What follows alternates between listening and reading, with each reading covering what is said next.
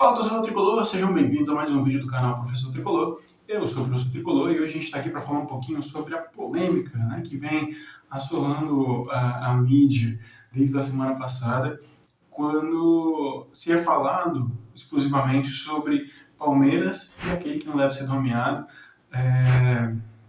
sobre a disputa do título brasileiro de 2022.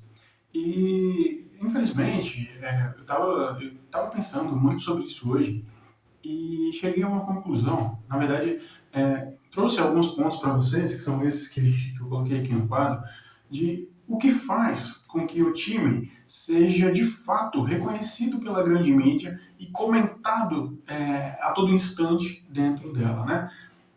A gente sabe que nossos adversários, nossos rivais aqui do Rio, eles são o que são devido a uma enxurrada de conteúdo que foi dada para eles, né, desde do início, né, desde os anos 80, ali, anos 70, 80, e graças a isso, hoje, a gente vê o quanto eles cresceram em termos de torcida, mas não somente. A gente para pensar, e eu vou citar ali pontos por pontos, para saber o porquê que o Fluminense, hoje, mesmo estando em segundo lugar, mesmo sendo um dos postulantes ao título, e sendo talvez o que joga o melhor futebol, mesmo com todo mundo enaltecendo o trabalho do Abel ou do Dorival, para mim ainda o Fluminense é quem joga o melhor futebol, mesmo vindo de uma derrota para o Inter e de uma vitória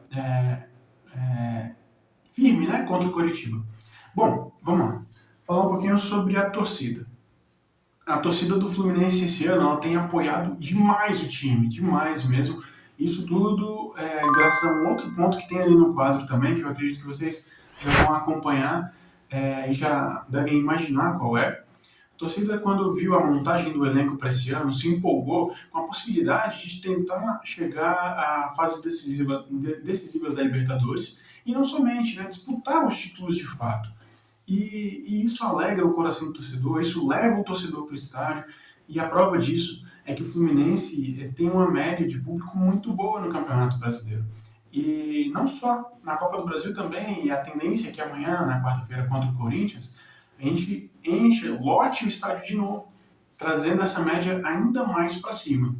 Então, o primeiro chequezinho ali o Fluminense tem. Esse ano, o Fluminense tem. A torcida tem acompanhado, acompanhado, ajudado, fortalecido, gritado o jogo inteiro.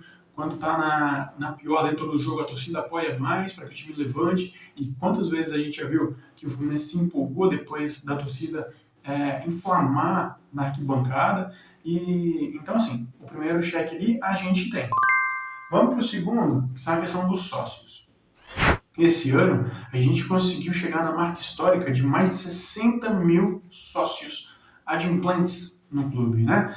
E eu estava pensando sobre isso e, bom, segundo pesquisas, o Fluminense hoje deve ter, em média, de 4 a 5 milhões de torcedores espalhados pelo Brasil. Bom, nós somos 60 mil adimplentes, né? 60 mil pagantes. Então, e isso porque o programa de sócio-torcedor Fluminense é excelente, né? Dá muitas coisas que outros grandes clubes não dão. Então, assim, a torcida tem pegado o clube no colo e levado o Fluminense para cima. E a tendência, sabendo que a gente está tentando reestruturar o clube, tentando sanar as dívidas, tentando, enfim, trazer grandes ídolos, como foi com o Fred, e querendo ou não, trazendo grandes nomes, sendo eles úteis ou não dentro de campo. Eu estou falando, nesse caso, do Felipe Melo, por exemplo, que é um vencedor, isso de fato ninguém questiona, e dentro do vestiário é um líder, é importante. Esses nomes, eles fazem com que o torcedor se torne sócio, que compre a ideia do time e queira ver o time cada vez mais forte. Eu acredito que o Fluminense deve manter esse crescimento e, quem sabe, se a torcida se unir de fato, conseguir chegar, quem sabe, ali no Vasco, que já está pertinho, e sonhando um pouco mais alto dobrando ou triplicando esse número que a gente tem e batendo o Corinthians na primeira posição.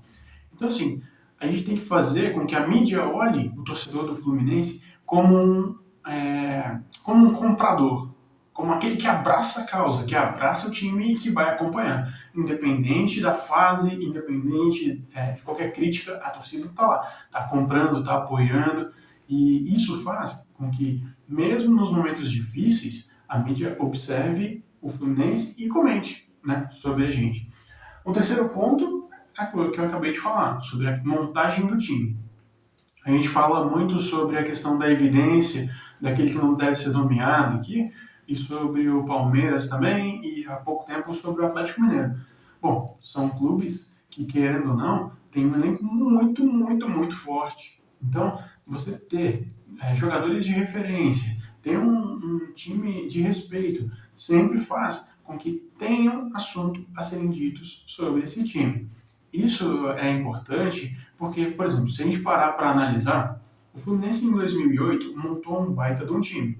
Na verdade, na época da Unimed, né, dos anos 2000 para frente, o Fluminense montava time forte atrás de time forte, mesmo que não conquistassem os títulos, mesmo que fossem medalhões, mesmo que fossem jogadores que, sei lá, estivessem em final de carreira, mas sempre montou grandes esquadrões, pelo menos times titulares, né?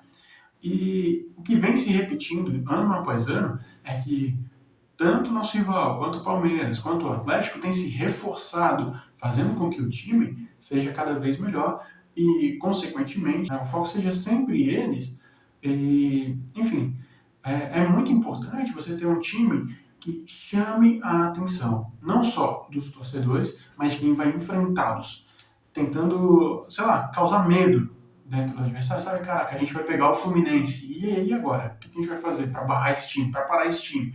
Tá certo, a gente conseguiu muito disso por mérito do Fernando Diniz, do jeito de jogar dele. Isso é muito bom.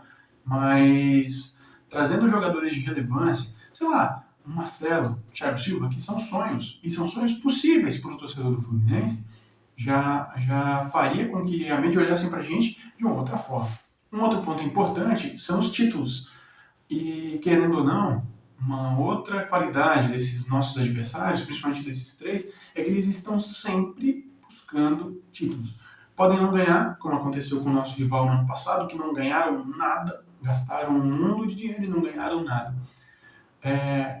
Fazem como o Palmeiras, que tem muito dinheiro e contratam e ganham título e estão sempre brigando pela Libertadores, pelo Brasileiro, Copa do Brasil. Então, os títulos grandes, eles chamam a atenção. E com títulos, a mídia se vê obrigada a falar sobre os times, né? Porque como é que você não vai falar de um time campeão? Como é que você não vai falar de um time que está em evidência, que está ali disputando, está em terceiro, está em quarto, está em segundo, está em primeiro, está, enfim, disputa ano após ano, se repetem as mesmas cenas. Não é à toa que na Libertadores, nos últimos anos, só dá time brasileiro. Porque são os que investem mais, são os que estão sempre, pelo menos o Palmeiras nesse caso, né, mantendo o técnico. Então, ter uma base estruturada de finanças, de torcida, sócio, clube e time num contexto geral, né, faz com que eles estejam em evidência sempre. Isso é muito, muito, muito importante. O Fluminense tem frequentado a parte de cima da tabela há alguns anos, já estão 3 anos quase que consecutivos brigando lá em cima. Isso é ótimo, faz com que a torcida passe a acreditar que nos próximos, né, no futuro, a gente vai passar não só a figurar entre o terceiro, quarto, segundo ou primeiro lugar, né, mas passe a concorrer diretamente desde o início do campeonato. A mídia virar e falar, nossa, o Fluminense esse ano é sim um postulante ao título de qualquer competição que jogar.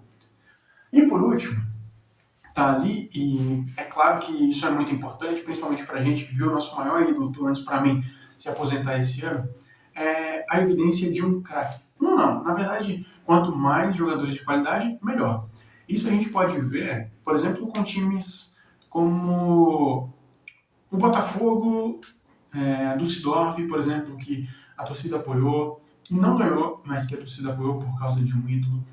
O Neymar, na época do Santos, que ganhou a Libertadores, ganhou, se não me engano, ganhou a Copa do Brasil também, né? Ganhou a Copa do Brasil.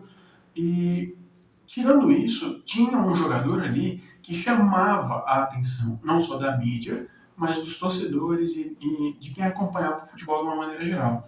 Então, ter um jogador de referência, ter uma equipe de referência, trazer Marcelo, trazer Thiago Silva, trazer, enfim, outro jogador de ponta, mesmo que, sei lá, final de carreira, por exemplo, um Cavani, um Suárez, isso é só um exemplo, porque o Nacional acabou de contratar o Suárez e foi eliminado da Sul-Americana pelo, pelo Atlético Goianiense, mas de qualquer forma, o impacto que um ídolo traz, não só na venda de produtos dele, mas na mídia, no quanto a mídia vai falar, é super importante. Então, de todos esses pontos, o que a gente está construindo é aos poucos. O Fluminense, eu não tenho dúvida que se seguir nesse caminho, será, sim, citado mais vezes pela mídia. E você, torcedor, o que você acha sobre todos esses pontos? Tem algo a mais que deveria ser dito aqui? Comenta, se concorda, se discorda, deixa nos comentários. A gente está aqui para sempre debater, para crescer junto. Muito obrigado por terem chegado até aqui. Conto sempre com a força de vocês. Nós temos não a maior, mas a melhor torcida do mundo. Não se esqueçam nunca, nunca deixem que seus medos sejam maiores que sua vontade de vencer. Tamo junto, até o próximo vídeo e valeu!